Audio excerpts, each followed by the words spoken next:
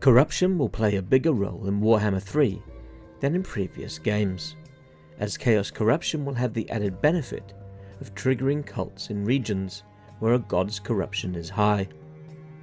This mechanic will work much like the Skaven Under-city, with additional building slots becoming available in affected settlements.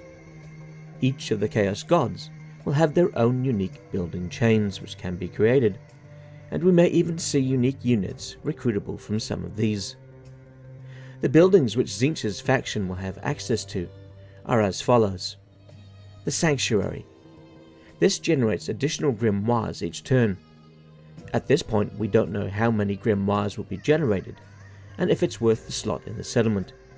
Hopefully they provide a good number of grimoires for the player. The Repository. Generates more grimoires than the Sanctuary, but requires a high Winds of Magic level in the region. Fortunately, Tzeentch has the ability to funnel the Winds of Magic from one region to another. It will be interesting to see if it is a fixed value, or if the amount generated is based on how high the Winds of Magic currently is. The Sanctum.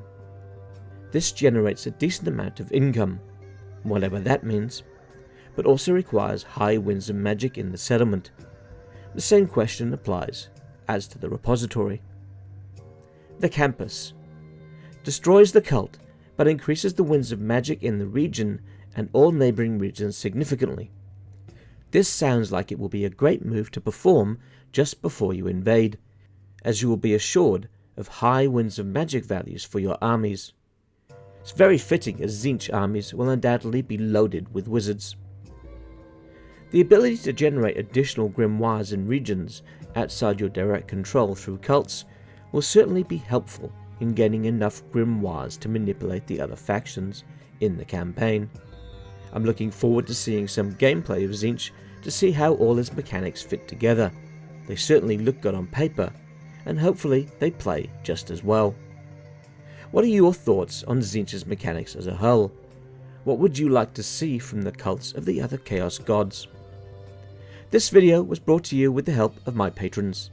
A big thanks to Hot Apple Pie, Alexander, and Solareth Magnetar. I'm Great Tiger, thanks for watching, and I'll see you in the next video.